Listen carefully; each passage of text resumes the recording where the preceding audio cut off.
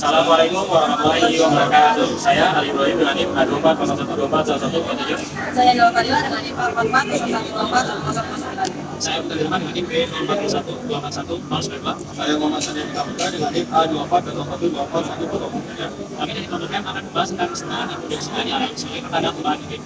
Konsentrasi karbon dioksida atau CO2 di atmosfer telah meningkat signifikan dalam beberapa dekade terakhir.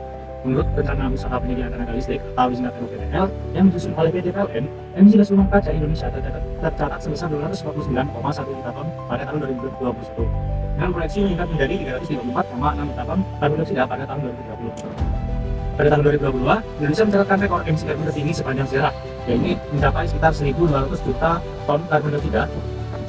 Tahun tersebut menjadi puncak tertinggi dalam catatan emisi karbon Indonesia. Kenaikan ini berhubungan erat dengan kegiatan manusia seperti pembakaran bahan bakar fosil, deforestasi, dan konstruksi lahan. Dalam konteks Indonesia, konsentrasi karbon dioksida sering dikaitkan dengan emisi dari kebakaran hutan dan lahan gambut yang menyumbang peningkatan gas rumah kaca secara signifikan. Indonesia juga telah mengadopsi langkah-langkah mitigasi termasuk penggunaan energi terbarukan dan pengendalian kebakaran hutan untuk menekan emisi karbon dioksida. Beberapa faktor yang mempengaruhi konsentrasi karbon dioksida di atmosfer mencakup 1. Kegiatan manusia. Pembakaran bahan bakar fosil untuk energi, transportasi, dan industri merupakan penyumbang terbesar. Deforestasi juga mengurangi kemampuan hutan menyerap karbon dioksida. Kedua, ada kebakaran hutan dan lahan. Kebakaran hutan terutama di Indonesia meningkatkan emisi karbon dioksida dalam jumlah yang besar. Konsentrasi karbon dioksida naik drastis saat terjadi kebakaran hutan luas di berbagai wilayah.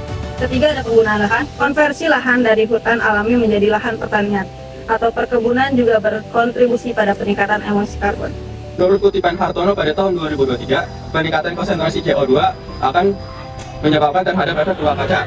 Hal ini akan menyebabkan pemanasan global. Pemanasan akan berdampak kepada ketidakstabilan iklim. Hal ini sudah terlihat pada ketidakstabilannya pola curah hujan, meningkatnya suhu bumi yang tidak teratur, serta rusaknya ekosistem lokal. Hal ini sudah terlihat beberapa dekade terakhir, terutama di Indonesia yang naiknya muka air laut dan bencana alam akibat perubahan iklim.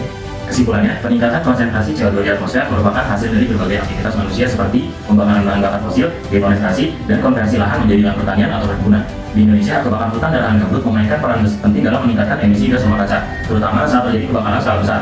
Langkah-langkah mitigasi seperti penggunaan energi terbarukan dan upaya pengendalian kebakaran hutan menjadi solusi yang diadopsi untuk mengurangi dampak negatif ini. Selain itu, penelitian oleh Jamaluddin menegaskan bahwa pola pengelolaan lahan yang lebih berkelanjutan pada lahan gambut dapat membantu menurunkan emisi CO2. Sebagai saran, penting bagi Indonesia untuk meningkatkan penggunaan energi terbarukan dan menguatkan perlindungan terhadap hutan alami untuk menjaga keseimbangan karbon. Upaya restorasi lahan gambut dan pengawasan ketat terhadap praktik pertanian yang tidak ramah lingkungan juga dapat menjadi langkah preventif untuk mengurangi emisi karbon di masa depan.